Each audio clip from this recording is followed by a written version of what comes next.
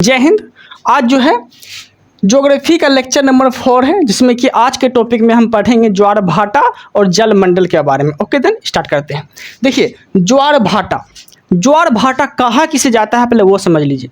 सागरीय जल का ऊपर उठना ज्वार कहलाता है और सागरीय जल का ऊपर उठा हुआ नीचे गिरना भाटा कहलाता है। तो सागरीय जल का ऊपर और नीचे गिरने को क्या कहते हैं? ज्वार भाटा कहते हैं। ओके देन किताबी भाषा में अगर बोले आपसे तो ऐसे आप बोल सकते हैं, सागरीय जल का ऊपर उठ के आगे बढ़ने को ज्वार कहते हैं और सागरीय जल का नीचे गिर के पीछे लौटने को भाटा बोलते हैं। ओके, तो ऊपर उठना ज्वार और नीचे गिरना भाटा, तो ज्वार भाटा। अब देखिए मुख्य कारण कौन कौन है ज्वार भाटा उत्पन्न होने के, वो देख लेते हैं। पहला कारण है चंद्रमा का आकर्षण बल, दूसरा कारण है सूर्य का आकर्षण बल और तीसरा जो कारण है वो पृथ्वी का अपकेंद्री बल। ठीक है, ये 3 कारण की वजह से जो है ज्वार भाटा उत्पन्न होता है सागर में। ओके देन आगे देखते हैं। अब देखिए, अब यहाँ तक आपको कोई प्रॉब्लम नहीं है। अब आपसे क्वेश्चन पूछेगा सबसे ज़्यादा ज्वार भाटा भारत में कहाँ पे आता है, तो क्या बोलेंगे? तो आप बोलिएगा भारत में सबसे ज़्यादा ज्वार भाटा आता है गुजरात में। गुजरात के कहाँ पे? तो ओखा तट पे। कहाँ पे आता है? ओखा तट पे सबसे ज़्यादा ज्वार भाटा आता है, ज्वार आता है। ठीक है, सबसे ज़्यादा। और कितना मीटर उठता है? तो 2 से 3 मीटर जो है ये उठता है। ओके, सबसे ज़्यादा।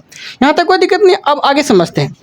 पृथ्वी अपने अक्ष पे 24 घंटा में एक चक्कर लगाता है। पृथ्वी अपने अक्ष पे 24 घंटा में एक चक्कर लगाता है, जिसके वजह से दिन रात होता है। ओके, तो पृथ्वी पे पानी है, पृथ्वी पे पानी है, सागर है, प्रशांत महासागर है, सागरीय जल, सारा जितना भी चीज़ है वो पृथ्वी पे ही है ना। ओके, तो इसे समझने का पहले प्रयास करिएगा। देखिए यहाँ पे आपको समझाते हैं। देखिए ये पूरा पृथ्वी हो गया, ये पूरा पृथ्वी हो गया। ओके, ये पूरा पृथ्वी हो गया।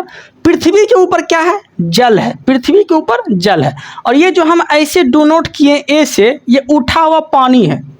ठीक है, ये उठा हुआ पानी है जिसे हम क्या बोलते हैं? ज्वार बोलते हैं।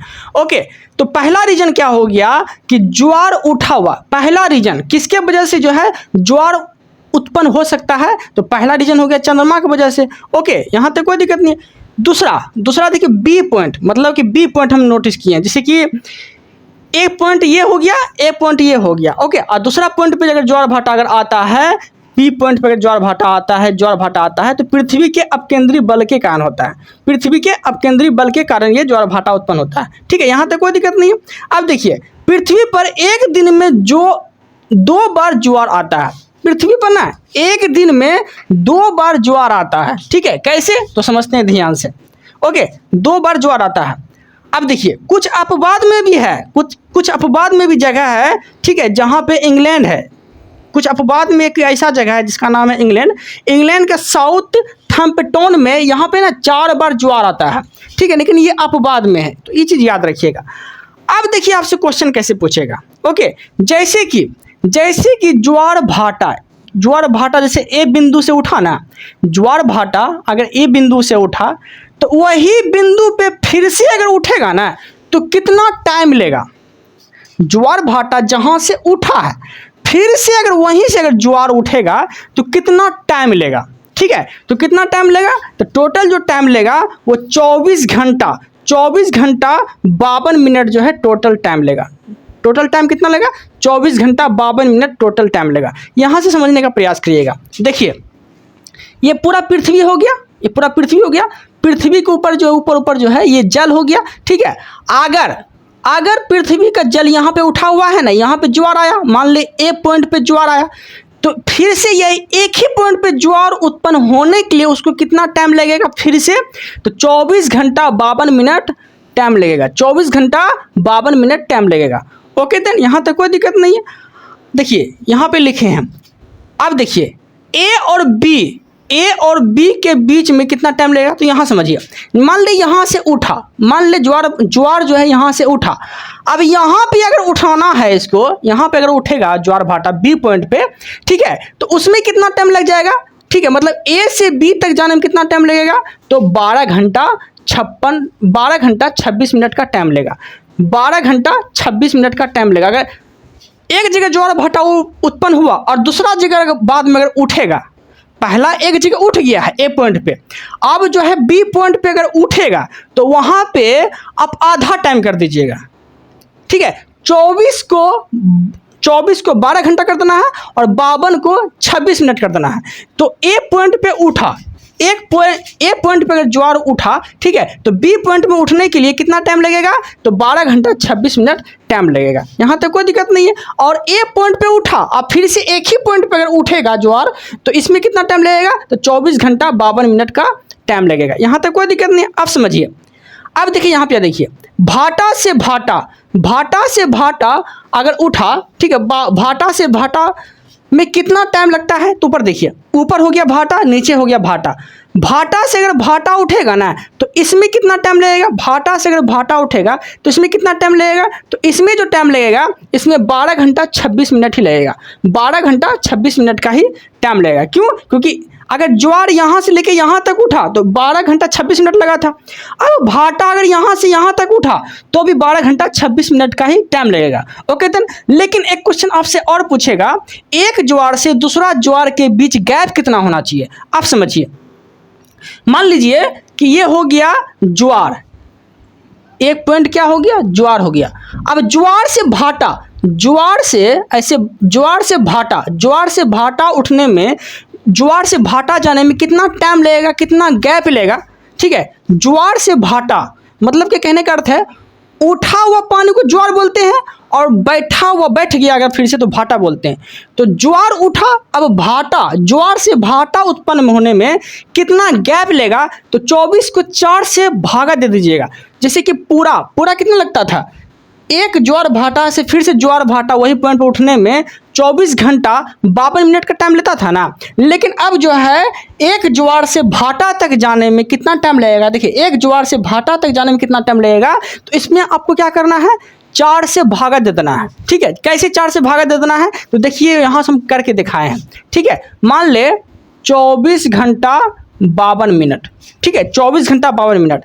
अब देखिए 24 घंटा 52 कैसे हुआ, तो एक ज्वार भाटा यहाँ से उठा, अब फिर से यहीं से अगर उठेगा तो 24 घंटा 12 मिनट का टाइम लेगा, ठीक है। लेकिन ये हो गया ज्वार, ये हो गया भाटा, तो ज्वार और भाटा के बीच में कितना गैप होगा, तो आप इसे 24 को 4 से भागा दे दीजिएगा और 52 को भी 4 से भागा दे दीजिएगा। 24 को 4 से भागा देंगे तो 6 आएगा, 52 को 4 से भागा देंगे तो 13 आएगा। मतलब कि 6 घंटा 13 मिनट का गैप होगा, 6 घंटा 13 मिनट का गैप होगा। किसके बीच गैप होगा, ज्वार और भाटा के बीच में गैप होगा। ओके, यहाँ तक कोई दिक्कत नहीं है। उम्मीद है कि आप लोग को अच्छे से समझ में आ गया होगा। ओके देन, अब देखिए, अब यहाँ समझिए, विश्व का सबसे ऊंचा ज्वार कहाँ पे आता है, तो फंडी की खाड़ी में आता है। विश्व का सबसे ऊंचा ज्वार कहाँ पे आता है, तो फंडी की खाड़ी में आता है। और ये कहाँ पे है, तो ये कनाडा में है। कहाँ पे है, तो ये कनाडा में है। ओके, और कितना मीटर ऊंचा उठता है ज्वार, ये तो 12 से 13 मीटर जो है ऊंचाई तक ये जाता है, ठीक है। सबसे विश्व में सबसे ज़्यादा ऊंचा बोलेगा ज्वार भाटा, मतलब ज्वार कहाँ पे आता है, तो फंडी की खाड़ी बोलिएगा। कितना मीटर उठता है, तो 12 से 13 मीटर तक ऊंचाई तक ये ज्वार ऊपर उठता है। यहाँ तक कोई दिक्कत नहीं है। ओके, उम्मीद है कि आप लोग को अच्छे से समझ में आ गया होगा यहाँ पे। अब देखते हैं आगे। और भारत में बोल दिया तो भारत में बोल दीजिएगा सबसे ज़्यादा ज्वार भाटा जो उत्पन्न होता है वो ओखाटट मतलब गुजरात में उत्पन्न होता है। ओके देन, कितना मीटर ऊंचाई तक जाता है, तो 2 से 3 मीटर तक ऊंचाई तक जाता है। ओके, अब आपसे पूछ लेगा कि ज्वार भाटा उत्पन्न होने के लिए 3 चीज चाहिए, सूर्य का गुरुत्वाकर्षण बल चाहिए, चंद्रमा का गुरुत्वाकर्षण बल चाहिए, ठीक है, और पृथ्वी का अपकेंद्री बल चाहिए, ये सब चाहिए ना। तो आपसे क्वेश्चन पूछेगा कि सूर्य और चंद्रमा के अनुपात में जो है हमको आकर्षण बल समझाइए। बोलेगा आपसे कि सूर्य और चंद्रमा के अनुपात निकालना है आपको, कौन ज़्यादा जो है गुरुत्वाकर्षण बल खिंचाव करता है, ठीक है। इस तरह से क्वेश्चन अगर पूछ लिया तो चंद्रमा जो है, अगर इसका कंपैरिजन अगर देखेंगे तो चंद्रमा 11 करता है और सूर्य जो है 5 करता है, मतलब 11:5 करता है। ओके देन, ठीक है। अगर यहाँ अनुपात अगर पूछ लिया कि सूर्य और चंद्रमा का अनुपात अगर पूछ लिया तो चंद्रमा अगर 11 करता है तो सूर्य 5 करता है। ओके देन, क्योंकि सूर्य में ज़्यादा गुरुत्वाकर्षण शक्ति है, वो चंद्रमा से ज़्यादा कर सकता है।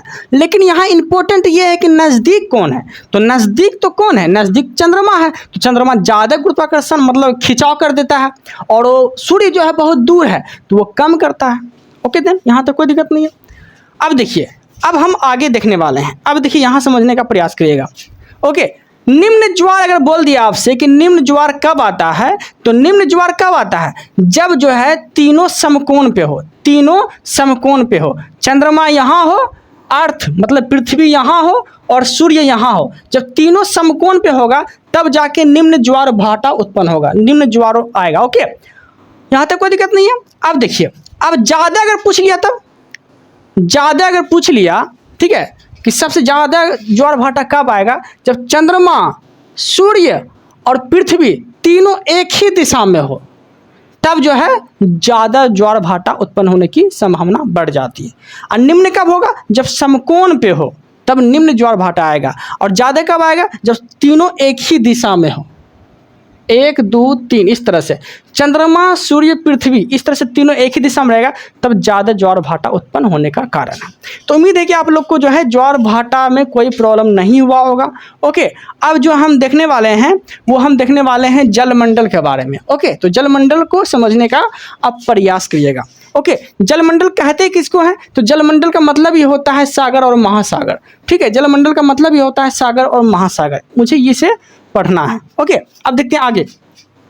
महासागर अगर पूछ लिया तो महासागर टोटल 5 को है। ओके, कौन कौन है, प्रशांत महासागर, अटलांटिक महासागर, हिंद महासागर, आर्कटिक महासागर, अंटार्कटिका महासागर। ठीक है, इस तरह से जो है 5 गो महासागर है। ओके देन, अब इसे समझने का प्रयास करिएगा। ये हो गया पूरा पृथ्वी, जलमंडल के बारे में समझा रहे हैं। ओके, ये हो गया मेरा पूरा पृथ्वी। ओके, और संपूर्ण पृथ्वी पे जो जल है वो कितना % है, संपूर्ण पृथ्वी पर जल जो है वो कितना % है, तो टोटल जो है 71% जल है, टोटल 71% जल है। और स्थल कितना % है, तो 29% जो है वो स्थल है। ठीक है, 71% पे जल पूरा फैला हुआ है पृथ्वी पे, और 29% ही जो है स्थल है। ठीक है, ये चीज़ याद रखिएगा। अब देखते हैं यहाँ पे, जैसे कि आप लोग को पता होगा कि ये पृथ्वी है, ठीक है, और बीच में जो रेखा है ये अक्षांश रेखा था, ये अक्षांश रेखा था, और ऊपर क्या था, तो उत्तरी गोलार्ध था, नीचे क्या था, तो दक्षिणी गोलार्ध था। ठीक है, तो आपसे क्वेश्चन पूछेगा परसेंटेज में जल के बारे में, तो उत्तरी गोलार्ध में कितना % जल है, उत्तरी गोलार्ध में कितना % जल है, तो 61% जल है। ठीक है, उत्तरी गोलार्ध में कितना % जल है, तो 61% जल है। और आपसे क्वेश्चन पूछ लेगा कि सबसे ज़्यादा जल किस गोलार्ध में है, तो आप बोलिएगा दक्षिणी गोलार्ध में सबसे ज़्यादा जल है। कितना % है, तो 81% जो है सबसे ज़्यादा जल जो है दक्षिणी गोलार्ध में है, सबसे ज़्यादा जल दक्षिणी गोलार्ध में है। और आपके मन में एक सवाल उठता होगा कि ये 81 है, ये 61 है, इतना कैसे हो जाएगा, तो ओवरऑल जो है ना 71% का परसेंटेज निकालेंगे ना, परसेंटेज निकाल के 71% का परसेंटेज निकाल के इतना बनाया है, इतना होता है। ठीक है, याद रखिए, ये तो ओवरऑल पूरा हो गया ना, 71% जल है, लेकिन इतना का परसेंटेज में इतना निकाला है। ओके, दक्षिण गोलार्ध में 81% है। ओके, और संपूर्ण गोलार्ध में जल कितना है, उत्तरी गोलार्ध में जल कितना है, तो 61% जल है। ओके देन, यहाँ तक कोई दिक्कत नहीं है। अब जो है आगे समझने का प्रयास करिएगा। देखिए, और प्रशांत महासागर में जो है ना सबसे ज़्यादा जल है। ठीक है, अगर ओवरऑल बोल दिया कि प्रशांत महासागर में सबसे ज़्यादा जल है, कितना %, तो लगभग 90% जो है जल वो कवर करता है, 90% जो है जल वो कवर करता है प्रशांत महासागर। ओके, और प्रशांत महासागर जो 97.5, ठीक है, 97.5 पे जो है ये कहाँ क्या है, तो खारा पानी है। ठीक है, 97.5% जो है प्रशांत महासागर में खारा पानी है। ओके, याद रखिएगा। और पीने योग्य अगर कितना है, तो पीने योग्य जो है 2.5% पीने योग्य है। ओके देन, यहाँ तक कोई दिक्कत नहीं है। अब देखते हैं आगे। देखिए, अब देखते हैं प्रशांत महासागर के बारे में। ओके, प्रशांत महासागर का सबसे गहरा गर्त अगर बोल दिया तो क्या बोलेंगे, मैरीना ट्रंच। ठीक है, प्रशांत महासागर का सबसे गहरा गर्त मैरीना ट्रंच। ओके, और इसकी गहराई कितनी है, इसकी गहराई कितनी है, तो 11, मतलब कि इसकी गहराई कितना है, तो 11,022 मीटर जो है इसकी गहराई है, 11,022 मीटर इसकी गहराई है। किसकी, तो प्रशांत महासागर में जो मैरीना ट्रंच है ना, मरीना ट्रेंच की गहराई कितना है, तो 11,022 मीटर मरीना ट्रेंच की गहराई है। ओके देन आगे, इसकी आकृति कितनी है, तो इसकी आकृति कैसी है, तो इसकी आकृति जो है प्रशांत महासागर की ये त्रिभुजाकार है। इसकी आकृति कैसी है, तो त्रिभुजाकार है। ओके देन, इसमें सबसे ज़्यादा जो है ज्वालामुखी और भूकंप आते हैं। इसमें सबसे ज़्यादा जो है ज्वालामुखी और भूकंप आते हैं। किसमें, तो प्रशांत महासागर में सबसे ज़्यादा ज्वालामुखी और भूकंप आते हैं। ओके, रिंग ऑफ फायर कहाँ पे है, तो प्रशांत महासागर में ही है। रिंग ऑफ फायर कहाँ पे है, तो प्रशांत महासागर में ही जो है रिंग ऑफ फायर है। सबसे ज़्यादा ज्वालामुखी कहाँ पे आते हैं और भूकंप कहाँ आते हैं, तो प्रशांत महासागर में ही आते हैं। सबसे ज़्यादा ज्वालामुखी हो, सबसे ज़्यादा भूकंप हो, ये प्रशांत महासागर में ही आते हैं। सबसे ज़्यादा द्वीप बोलेगा किस महासागर में है, तो प्रशांत महासागर में ही सबसे ज़्यादा द्वीप है। ओके देन, यहाँ तक कोई दिक्कत नहीं है। अब प्रशांत महासागर के सागर के बारे में समझने का प्रयास करते हैं। ओके ठीक है, प्रशांत महासागर का सागर कौन कौन है, तो बेरिंग सागर किस महासागर का है, तो प्रशांत महासागर का है। अलास्का की खाड़ी कहाँ पे है, तो प्रशांत महासागर में है। अलास्का की खाड़ी प्रशांत महासागर में है। कोरल सागर किसका भाग है, तो प्रशांत महासागर का भाग है। कोरल सागर किसका भाग है, तो प्रशांत महासागर का भाग है। ठीक है, आराफूरा किसका भाग है, तो प्रशांत महासागर का ही सागर है। ओके, प्रशांत महासागर का ही सागर है। ओके देन, तो ये सब जो हम देख रहे हैं प्रशांत महासागर के सागर के बारे में देख रहे हैं, क्योंकि सागर जो होता है ना वो महासागर का ही दूसरा रूप है, छोटा रूप है सागर। ओके, तो वही चीज़ हम देख रहे हैं। पहला क्या था, बेरिंग सागर, और अलास्का जो है ये प्रशांत महासागर की खाड़ी है। ओके, कोरल सागर किसका है, तो प्रशांत महासागर का। आराफूरा किसका है, तो प्रशांत महासागर का। तस्मान किसका है, तो प्रशांत महासागर का। जापान सागर किसका है, तो प्रशांत महासागर का। आकाशतक सागर किसका है, तो प्रशांत महासागर का। ओके देन, तो ये सब सारा चीज़ जो है प्रशांत महासागर का ये सागर है। ओके देन, उम्मीद है कि आप लोग को अच्छे से समझ में आ गया होगा। दूसरा है अटलांटिक महासागर। ठीक है, इसकी आकृति जो है उसकी आकृति एस आकार की आकृति है। ओके देन, इसमें सबसे ज़्यादा ना लवणता पाया जाता है। किसमें, तो अटलांटिका में, अटलांटिक महासागर में सबसे ज़्यादा लवणता पाई जाती है। ओके, और इसे ना अंध महासागर भी कहा जाता है। इसे अंध महासागर भी कहा जाता है। अटलांटिक महासागर में सबसे गहरा गर्त है। अटलांटिक महासागर में सबसे गहरा गर्त है वो कौन है, तो प्यूर्टो रिको। ठीक है, अटलांटिक महासागर का सबसे गहरा गर्त तो वो कौन है, प्यूर्टो रिको। ओके देन, इसमें टेलीग्राफी पठार पाया जाता है। किसमें, अटलांटिक महासागर में टेलीग्राफी पठार भी पाया जाता है। ओके, अटलांटिक महासागर में सबसे बड़ा द्वीप है। अटलांटिक महासागर में सबसे बड़ा द्वीप है, जिसे क्या बोला गया है, ग्रीनलैंड। सबसे बड़ा द्वीप किस महासागर का है, ग्रीनलैंड। तो अटलांटिक महासागर का सबसे बड़ा द्वीप जो है वो ग्रीनलैंड है, जो विश्व में सबसे बड़ा द्वीप की श्रेणी में आते हैं। ओके देन, आगे जो है इसका प्रमुख सागर आप देखते हैं। इसका प्रमुख जो सागर है अटलांटिक महासागर का प्रमुख सागर जो है वो कौन कौन है, तो लेब्राडोर सागर है। कौन है, लेब्राडोर सागर है। और ये जो है उत्तरी सागर का ही भाग है। क्या है, तो उत्तरी सागर का ये भाग है। कौन, तो लेब्राडोर सागर। ओके, सारगैसो सागर किस में पाया जाता है, तो अटलांटिक महासागर में ही पाया जाता है। सारगैसो सागर अटलांटिक महासागर में पाया जाता है। ओके, इसका ना कोई तट नहीं है। ओके, सारगैसो सागर का कोई तट नहीं है। सारगैसो सागर को घास के नाम पे इसका नाम रखा गया था। ओके, सारगैसो सागर को जो है घास के नाम पे इसका नाम रखा गया था, क्योंकि पुर्तगाली भाषा में अगर देखेंगे तो सारगैसो सागर को सारगैसम कहते थे। ठीक है, पुर्तगाली भाषा में सारगैसो सागर को सारगैसम कहते थे। ओके, तो कैरिबियन सागर जो है अटलांटिक महासागर का ही एक भाग है। कैरिबियन सागर अटलांटिक महासागर का ही एक भाग है। और आगे पूछेगा बरमुंडा त्रिभुज जो बनते हैं वो किससे किससे होके बनते हैं, और बरमुंडा त्रिभुज जो है वो किस सागर में है, तो बोलिएगा कैरिबियन सागर में है। बरमुंडा त्रिभुज जो है वो कैरिबियन सागर में है। और महासागर अगर पूछ लिया आपसे तो बोलिएगा अटलांटिक महासागर में है। ओके देन, और बरमुंडा जो त्रिभुज बनता है वो किस किस होके बनता है, तो वो देख लेते हैं। बरमुंडा त्रिभुज बनता है एक बरमुंडा मिलके, फ्लोरिडा मिलके और वो प्यूर्टो रिको मिलके, ये तीनों मिलके जो है बरमुंडा त्रिभुज का निर्माण कर देता है। बरमुंडा त्रिभुज का ये तीनों मिलके निर्माण कर देता है। ओके देन, आगे तीसरा है हिंद महासागर। तीसरा है हिंद महासागर। हिंद महासागर के नाम से जो है हिंदुस्तान नाम पड़ा था भारत का, ये बात याद रखिएगा। ठीक है, ये चीज़ याद रखिएगा।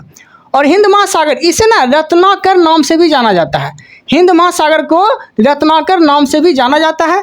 इसका सबसे गहरा गर्त अगर बोलेगा हिंद महासागर का तो सुंदा गर्त, सबसे गहरा गर्त सुंदा गर्त को माना जाता है। ओके, और एक गर्त है जिसका नाम है डायमेंटिना गर्त। डायमेंटिना गर्त हिंद महासागर का सबसे गहरा गर्त बोलेगा तो सुंदा गर्त, और सिर्फ गर्त बोलेगा तो डायमेंटिना गर्त। ठीक है, डायमेंटिना गर्त ये भी जो है हिंद महासागर का ही गर्त है। ठीक है, हिंद महासागर की जो आकृति है वो भी आकार की या एम आकार की आप बोल सकते हैं। हिंद महासागर की आकृति भी आकार और एम आकार की इसकी आकृति है। इसमें ना 90 ईस्ट रीज पाया जाता है, इसमें 90 ईस्ट रीज पाया जाता है। ओके देन, प्रमुख द्वीप जो है डियो गार्सिया ये हिंद महासागर का ही भाग है, हिंद महासागर में ही पाया जाता है। प्रमुख द्वीप जो है डियो गार्सिया ये हिंद महासागर का है। ओके, और रियूनियम मॉरिशस, रियूनियम मॉरिशस जो है ये भी हिंद महासागर का ही एक द्वीप है। ओके, कौन कौन बोले? डियो गार्सिया, रियूनियम मॉरिशस, ये तीनों जो है हिंद महासागर का ही एक द्वीप है। रियूनियन और मॉरिशस दोनों जो है ज्वालामुखी द्वीप, मतलब ज्वालामुखी से निर्मित एक द्वीप है, ज्वालामुखी से बना है रियूनियम और मॉरिशस दोनों। ओके, और चौथा देखते हैं आर्कटिक महासागर। आर्कटिक महासागर के एक ही क्वेश्चन पूछेगा आपसे कि पृथ्वी के उत्तरी ध्रुव पर यह स्थित है। पृथ्वी के उत्तरी ध्रुव पर कौन सी महासागर है? आर्कटिक महासागर जो है पृथ्वी के उत्तरी ध्रुव पर स्थित है। ओके, चौथा है अंटार्कटिका महासागर, अंटार्कटिका। ठीक है, इसका डाटा प्राप्त नहीं है। ठीक है, ये डूब गया है, नीचे है। ओके, तो उम्मीद है कि आप लोग को समझ में आ गया होगा। इस वीडियो में इतना ही रखते हैं। आप लोग को मेरा कंटेंट अच्छा लग रहा है तो चैनल को सब्सक्राइब कर लीजिएगा। Okay then, thank you, thanks for watching.